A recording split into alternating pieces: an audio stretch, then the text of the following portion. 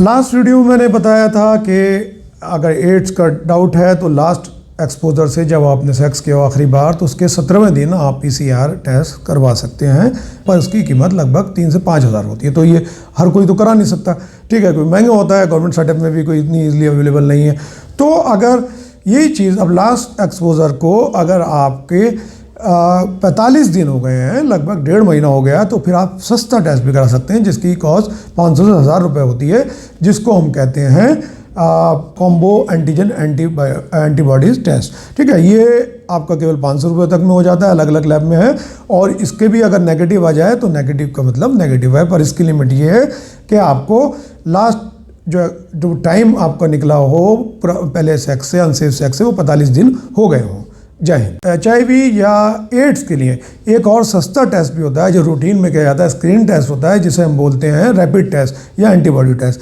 तो इसके लिए कंडीशन ये होती है, काफ़ी सस्ता होता है, गवर्नमेंट सेटअप में तो फ्री हो जाता है स्क्रीनिंग में, ठीक है। तो आप इसको भी अगर कराते हैं और ये नेगेटिव आ जाता है तो फिर भी आपका नेगेटिव ही माना जाएगा, फिर आपको आगे किसी टेस्ट की ज़रूरत नहीं है। तो इस टेस्ट की जो ड्यूरेशन होती है, विंडो पीरियड जो इसका है, तो ये इसके लिए कम से कम 90 दिन गुजर गए हों, यानी कि 3 महीने निकल गए हों जब आपने अनसेफ सेक्स या विदाउट कंडोम जो सेक्स किया था उसको 3 महीने हो चुके हैं। तो फिर आप ये सस्ता वाला टेस्ट करा के भी आप बिल्कुल निश्चित हो सकते हैं कि आपको एड्स नहीं है, क्योंकि नेगेटिव का मतलब नेगेटिव है।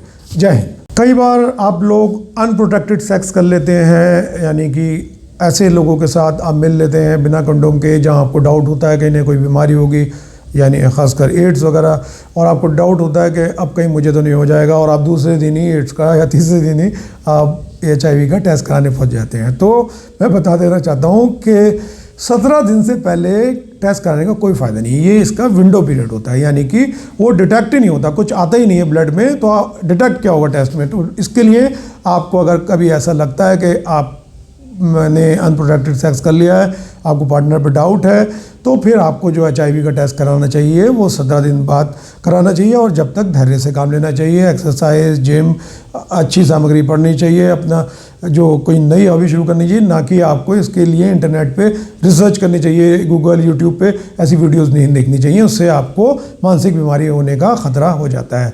जय हिंद। अगर किसी का HIV टेस्ट पॉजिटिव आ भी जाए या रिएक्टिव आ भी जाए तो कोई इतना बहुत ज़्यादा परेशान होने की ज़रूरत नहीं है, क्योंकि इसको भी कंफर्मेशन की ज़रूरत होती है। वो एक टेस्ट ये डिसाइड नहीं कर सकता कि आपको एड्स है या HIV है। इसके बाद भी 2 और टेस्ट किए जाते हैं उसको कंफर्म करने के लिए, फिर ही डायग्नोस होके आपका ट्रीटमेंट चलता है। और आजकल मेडिसिन या ट्रीटमेंट इतनी अच्छी हो गई हैं कि 2 इंजेक्शन ही लगते हैं, और महीने में 2 बार लगते हैं, 2 महीने में 1 बार लगते हैं, और फिर एक आदमी जिसको एड्स है वो बाप भी बन सकता है, वो एक नॉर्मल ज़िंदगी व्यतीत कर सकता है, शादी भी कर सकता है, और पूरी लंबी ज़िंदगी भी जी सकता है। बस शर्त यह है कि वो प्रॉपर ट्रीटमेंट ले। जय हिंद। अगर आपके पार्टनर ने एड्स का या HIV का टेस्ट कराया, वो नेगेटिव आ जाता है, तो अब आप बेफिक्र हो जाते हैं कि मुझे तो अब कराने की ज़रूरत नहीं है, ठीक है। तो ऐसा हरगिज़ नहीं है। पार्टनर का नेगेटिव होना और दूसरे पार्टनर का पॉजिटिव होना या नेगेटिव होना, उसमें आपस में कोई रिलेशन नहीं है। अगर पार्टनर का नेगेटिव आ गया है तब भी आपको अपना टेस्ट कराना चाहिए, क्योंकि वो 2 अलग अलग पहलू हैं, और ये ज़रूरी नहीं कि आपके पार्टनर को नहीं आया तो आपको भी नहीं होगा। तो एहतियात के तौर पे एज ए प्रिकॉशन आप दोनों पार्टनर को ही अपना टेस्ट कराना चाहिए, और दोनों को ही नेगेटिव आए तो ठीक है, अदरवाइज़ फिर जो ज़रूरी स्टेप्स होते हैं वो लेने चाहिए। जय हिंद। कई बार आप HIV का टेस्ट कराते हैं एड्स के लिए, ठीक है, तो एक बार आपने कराया, नेगेटिव आया, उसमें कोई लिखा हुआ आ गया 0.3, ठीक है, यानी कि 1 से कम है तो नेगेटिव है। अब आपको जो वहम में पड़ जाता है वो फिर वहम में पड़ता ही पड़ता है। फिर आपने इसको कुछ महीने बाद फिर रिपीट करा, नहीं मुझे तो अभी समय एक और करा लेता हूँ, फिर टेंशन ख़त्म हो गई, उसे करा वो आ गया 0.6, अब 0.3, 0.6 बढ़ गया, अब आपको टेंशन शुरू हो गई कि ये कैसे हो गया। फिर एक टेंशन के कारण कुछ महीने बाद आपने एक और करा लिया, हो गया 0.9 या 0.8, मतलब बड़ा हुआ टाइटर आ गया। तो इसकी कोई वैल्यू नहीं है, मतलब इसकी कोई सिग्निफिकेंस नहीं है कि वो बढ़ रहा है, ऐसा कुछ नहीं है कि वो बीमारी की तरफ बढ़ रहा है। ये इसका बढ़ना वो एक टेस्ट वैल्यूज़ है, वो जो टेस्ट डिटेक्ट कर रहा है वो कुछ और वायरस के कारण भी होते हैं, क्योंकि कुछ स्ट्रक्चर कुछ वायरस में कॉमन होते हैं, तो इसके कारण ही हो रहा है। अगर वो नॉन रिएक्टिव है या एक से कम है तो नेगेटिव का मतलब नेगेटिव होता है, उसमें ये टाइटर वैल्यूज़ कोई मायने नहीं रखती। जय हिंद। एक क्वेश्चन और पूछते हैं लोग कि सर मैं सपोर्टर का यूज़ करता हूँ, तो इसका यूज़ करने से टेस्टिस को कोई नुकसान तो नहीं होगा, या मैं कब यूज़ करूँ? तो सपोर्टर एक्चुअली कोई बहुत ज़्यादा आपकी विगरस एक्टिविटी है, बहुत ज़्यादा रनिंग है, जिम में आप वेट लिफ्ट कर रहे हैं तो सपोर्टर की आपको ज़रूरत होती है। अदरवाइज़ तो डे टू डे लाइफ में जो आजकल जो फ्रेंचाइज होती हैं, जो वी शेप वाली होती हैं, अच्छी क्वालिटी के आप लेते हैं, उससे टेस्टिस को बहुत अच्छा सपोर्ट मिलता है और आपको सपोर्टर की ज़रूरत नहीं होती। और ये इतनी अच्छी शेप होती है कि टेस्टिस को थोड़ा आगे की तरफ भी रखती है, यानी कि टेम्परेचर मेंटेन करने के लिए, और जो पसीना आ रहा होता है साइडों में उसको भी ऑब्जॉर्व कर लेती है, तो वो आपको कहीं ना कहीं फंगल इन्फेक्शन से भी बचाती है। तो एज सच सपोर्टर की ज़रूरत नहीं होती। हल्का फुल्का वर्कआउट तो आप फ्रेंची पहन के भी या वीक शेप वाली जो आपके अंडरवियर होती है उसे पहन के भी कर सकते हैं। जय हिंद। एक क्वेश्चन और लोगों को परेशान करता है कि सर हमने तो सेफ पीरियड में सेक्स किया था और पीरियड भी आ गया, ठीक है, सेक्स करते ही पीरियड आ गया, पर जो नेक्स्ट जो साइकिल थी उसका पीरियड अभी तक नहीं आया, वो डिले हो गया, तो क्या ये प्रेगनेंसी है या वो मेरी पार्टनर प्रेग्नेंट तो नहीं हो गई? तो अगर एक बार पीरियड आ गया तो वो अपने आप में ही क्लियर हो गया कि प्रेगनेंसी नहीं है। अब आता है कि भाई दूसरा पीरियड क्यों नहीं आया, तो मैं और वीडियो बना चुका हूँ कि डिले पीरियड करके हेडिंग है उसकी कि पीरियड डिले क्यों होता है। तो सबसे कॉमन जो फीमेल्स में जो कारण होता है वो होता है स्ट्रेस, टेंशन, एंजाइटी। उनको भी नहीं पता होता कि पीरियड आने का मतलब अब प्रेगनेंसी के चांस नहीं है, तो यही एंजाइटी लेके चलते हैं कि अब पिछले वाले का असर अब तक तो नहीं है जो अनप्रोटेक्टेड सेक्स किया था, तो कहीं उसके कारण तो इसी टेंशन में उनका पीरियड थोड़ा बहुत डिले हो जाता है, उससे दोनों पार्टनर फिर परेशान हो जाते हैं। तो ये कोई बहुत बड़ी समस्या नहीं है, जस्ट 7 दिन तक वेट करना चाहिए, उसके बाद प्रेगनेंसी टेस्ट कर लेना चाहिए। जय हिंद। क्या हाइड्रोसील का ऑपरेशन कराने के बाद एक अंडा छोटा हो जाता है, एक बड़ा हो जाता है? हाइड्रोसील मतलब गोलियों में पानी। तो ये भी क्वेश्चन अक्सर लोग पूछते हैं, अब ऑपरेशन कराना ही पड़ता है, इसका कोई दवाइयों से इलाज है नहीं। तो एक्चुअली वो होता क्या है, वो परसेप्शन की बात हो जाती है, उनको देखने का नज़रिया बदल जाता है, क्योंकि टेस्टिस एकदम से तो पानी भरा हुआ होता है, तो कुछ पहले तो महसूस हो नहीं रहा, इतना बड़ा बड़ा दिख रहा होता है। अब सर्जरी के बाद उसका साइज़ जब पानी निकल गया सब, तो वो पिचके गई, थोड़ा छोटा दिखेगा ही दिखेगा, तो उसमें बड़ा मिसकंसेप्शन हो जाता है लोगों को देखने में, बड़ी वो हो जाता है, वो सोचते हैं सुकड़ गया, शायद ख़राब ही हो गया। तो ये कोई ऐसे इसके लिए बिल्कुल परेशानी की ज़रूरत नहीं है। जो आपका सर्जन है वो क्वालिफाइड है बिल्कुल, उनको कुछ भी ऐसा दिखेगा कि ये हो रहा है तो वो ज़रूर आपसे डिस्कस करेंगे, भाई एक टेस्टिस आपका छोटा हो गया, ये प्रिकॉशंस ले लो, या ये काम नहीं करेगा, इसको निकाल दें क्या। ये बहुत सारी चीज़ होती हैं जो आपका सर्जन बिल्कुल दे आर एक्सपर्ट, उनके ऊपर छोड़ देना चाहिए, विश्वास के साथ काम करना चाहिए और बिल्कुल भी डाउट्स वगैरह नहीं करने चाहिए, उससे आदमी मानसिक रोगी बनता है। जय हिंद। अनप्रोटेक्टेड सेक्स के 3 महीने बाद टेस्ट कराया या 6 महीने बाद कराया या 9 महीने बाद कराया, और फिर लोग पूछते हैं सर ये इतनी बार मैं करा चुका हूँ, 3 महीने बाद मैंने ये टेस्ट करा लिया, पहले ही बार में करा लिया मैंने 3 महीने वाला, तो अब क्या मैं और टेस्ट कराऊँ? तो देखिए, या आप चाहे 17 दिन बाद वाला जो टेस्ट है, महंगा टेस्ट PCR वो कराएं, या आप जो इसका 45 दिन बाद जो टेस्ट होता है, ठीक है, कॉम्बो वाला, ड्यू वाला, वो कराएं, ठीक है, या आप 90 दिन वाला जो रैपिड टेस्ट है वो कराएं। कोई भी एक नेगेटिव आ गया फिर किसी टेस्ट की ज़रूरत नहीं है। अगर इसी तरीके से आप टेस्ट कराते रहे तो टेंशन हो जाएगी दिमाग में, कोई ना कोई मानसिक रोग पाल लोगे, इसलिए इस चीज़ से दूर रहो। एक बार नेगेटिव का मतलब उसे भूलो और लाइफ में आगे बढ़ो। जो गलतियाँ पहले की थी वो मत करो, बस एक्सरसाइज करो, जिम करो, हॉबीज़ में अपने दोस्तों के साथ टाइम व्यतीत करो, हेल्दी टाइम बिताओ। ये सब नहीं कि ये उसकी रिसर्च कर रहे हो आप यूट्यूब पे और गूगल पे। आई पिल लेने के बाद 1 हफ्ते बाद या 10 दिन बाद ब्लीडिंग हो गई, तो अब क्या मेरी पार्टनर को प्रेगनेंसी होगी या नहीं? तो भाई प्रेगनेंसी कैसे हो जाएगी? ब्लीडिंग का मतलब, पीरियड का मतलब ही है कि प्रेगनेंसी नहीं है, अपने आप में एक बहुत बड़ा कंफर्मेशन है।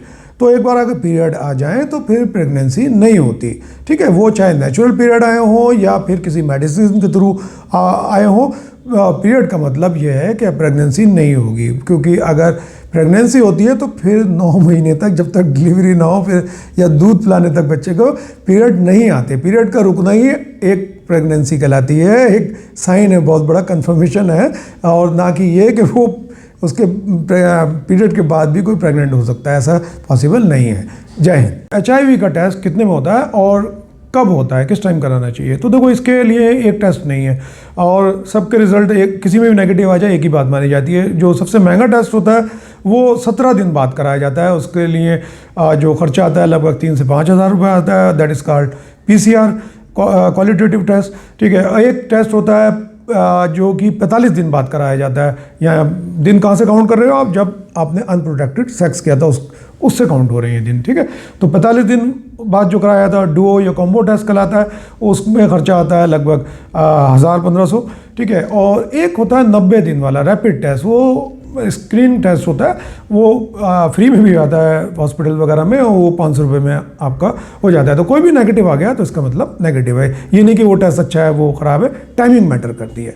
जय हिंद। एक क्वेश्चन और पूछते हैं कि सर मेरी पार्टनर का पीरियड रेगुलर नहीं है, यानी कि 2 महीने में आता है, तो आप सेफ पीरियड कैसे कैलकुलेट करें? आप सेफ पीरियड का मतलब होता है वो पीरियड जहाँ आप विदाउट कंडोम या विदाउट IPL आप सेक्स कर सकते हैं और उसमें प्रेगनेंसी का खतरा नहीं होता, वो सेफ होता है।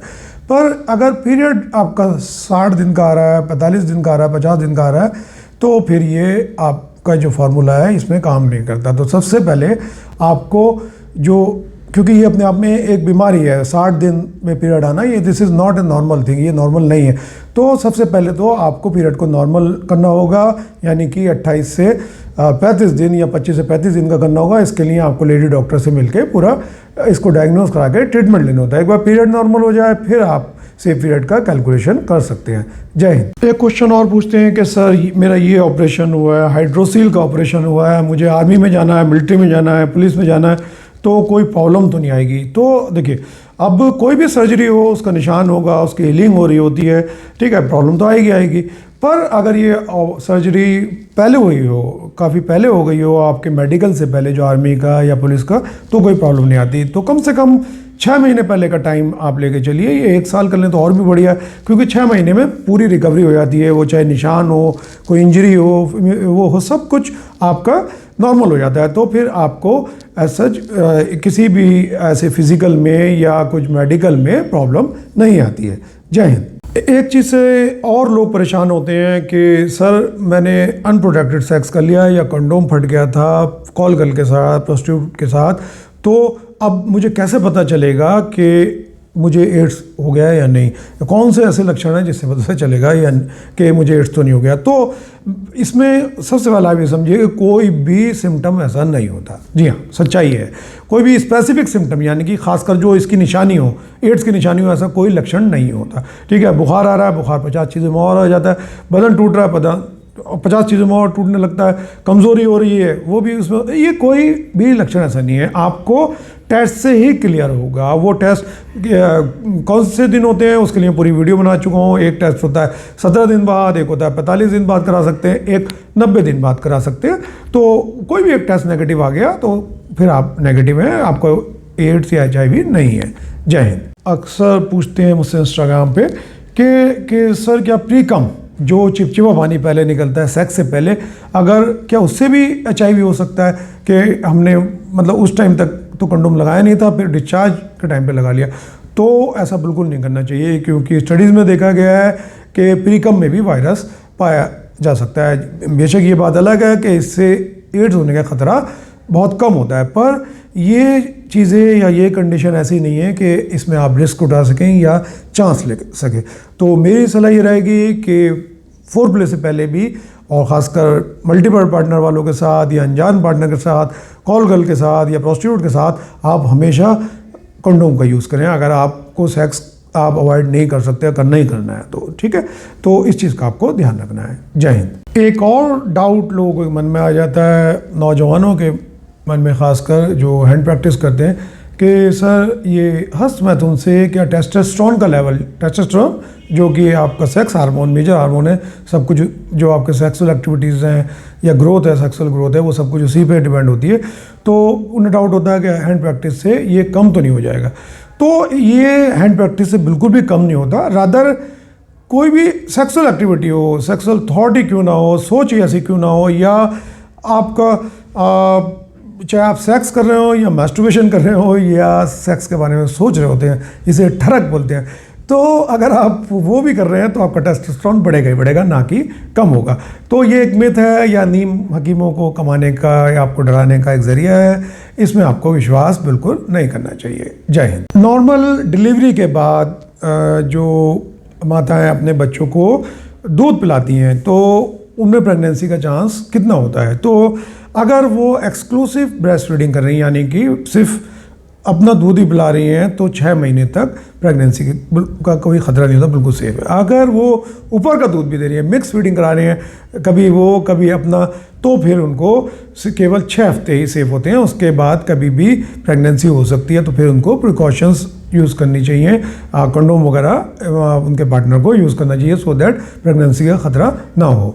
जय हिंद। एक बहुत मज़ेदार क्वेश्चन अभी पूछा जाता है कि सर मुझे कांटा चुभ गया, वो पार्क में था, तो वहाँ पर तो ऐसे वैसे लोग भी आते रहते हैं, तो या मेरे कील चुभ गई, तो वो उससे मुझे एड्स तो नहीं हो जाएगा? या मतलब मैंने किसी की चप्पल पहन ली, उसमें कील निकली हुई थी, तो उससे मुझे एड्स तो नहीं हो जाएगा? तो देखिए, अब ये क्या होता है कि जो एड्स का HIV वायरस होता है वो शरीर में ही ज़िंदा रह पाता है, बाहर निकलते ही कोई फ्लूइड में है जब तक तो वो जिंदा रहेगा, मतलब लिक्विड स्टेट में कोई चीज़ पड़ी हुई है। जैसे ही वो सूख गई तो वो वायरस मर गया, वो फिर बिल्कुल ही मर गया, वो आपको नुकसान पहुंचाने लायक नहीं होता। इसलिए कभी भी कांटा लगने से, सुई चुभने से बाहर की पड़ी हुई आपको एड्स वगैरह नहीं होता है, ठीक है? तो क्योंकि जैसे ही वायरस बाहर निकला शरीर से, वो मर गया सूखते ही, कोई भी हो, चाहे वो ब्लड में पड़ा हुआ हो या स्पूटम में, बलगम में पड़ा हो, सीमन में, वीर्य में पड़ा हो, सूखते ही वो मर जाता है। तो आपको बिल्कुल चिंता करने की ज़रूरत नहीं है। जय हिंद। एक चीज़ और पूछते हैं लोग कि सर कंडोम को अगर यूज़ करते हैं तो इसका क्या नुकसान है? फ़ायदा तो हमें पता है, STDs से बचाता है, प्रेगनेंसी से बचाता है, अब नुकसान क्या है वो आप बताइए। तो सच तो कोई नुकसान नहीं है, ठीक है? नुकसान केवल ये है कि कुछ लोग बहुत ज़्यादा सेंसिटिव होते हैं, उन्हें सेंसेशन नहीं मिल पाती, मतलब उन्हें लगता है कि एक बैरियर आ रहा है बीच में। बहुत कम लोग प्रोपोर्शन देखी गई कि जब वो कंडोम लगा के करते हैं तो या तो उनके पार्टनर को कोई कमी महसूस होती है कि भाई मज़ा नहीं आ रहा है ना, वो टच नहीं मिल रहा, जो नेचुरल टच, ठीक है? जबकि अब इतने अल्ट्रा थिन कंडोम आने लगे हैं, ये सब चीज़ें ख़त्म हो चुकी हैं, पर कुछ % ऑफ लोगों में ऐसा हो सकता है, कोई बहुत बड़ी बात नहीं है। और दूसरा ये कि अब ये कंडोम है, ज़्यादा मजबूत नहीं होते हैं, ज़्यादा फोर्सफुली किया जाए तो ये फट भी जाते हैं, तो फिर फटने का मतलब प्रेगनेंसी का ख़तरा, STDs का ख़तरा, बीमारियों का ख़तरा। तो बस दो यही एक थोड़े बहुत इसके डिसएडवांटेज हैं, अदरवाइज़ तो एडवांटेज ही एडवांटेज हैं। जय हिंद। क्या IPL लेने के बाद भी प्रेगनेंसी हो सकती है? IPL या अनवांटेड 72? तो जी हाँ, बिल्कुल हो सकती है, क्योंकि ये मैटर करता है। वैसे भी जो स्टडीज़ में देखा गया है, सक्सेस रेट इसका 80 to 90% ही बताते हैं, ना कि 100%, ठीक है? तो अगर ये आपने टाइम से नहीं लिया, अब इसका जो आइडियल टाइम होता है 72 घंटे, अब 72 घंटे के अंदर अंदर ले ली तो ठीक है, जितना जल्दी ले लो उतना अच्छा है, ठीक है? और जितना डिले करोगे उसकी एफिकेसी या उसके चांसेस प्रेगनेंसी के बढ़ते चले जाते हैं, ठीक है? तो ये चीज़ हो जाती है। दूसरा ये है कि अब फीमेल की कोई और मेडिसिन चल रही हैं, कोई एंटीबायोटिक, एंटी डिप्रेशन चल रही है, उसके साथ वो ले ली तो आपस में उसका इंट्रैक्शन हो सकता है, IPL पूरी तरह काम ही ना कर पाए, तो फिर प्रेगनेंसी हो सकती है। तो IPL जो है या अनवांटेड 72 है, ये 100% इफेक्टिव नहीं है। ऐसा नहीं है कि ये गोली खा ली तो प्रेगनेंसी होगी ही नहीं, ठीक है? चांसेस कम होते हैं, पर थोड़े बहुत चांसेस पे भी रह जाते हैं। जय हिंद।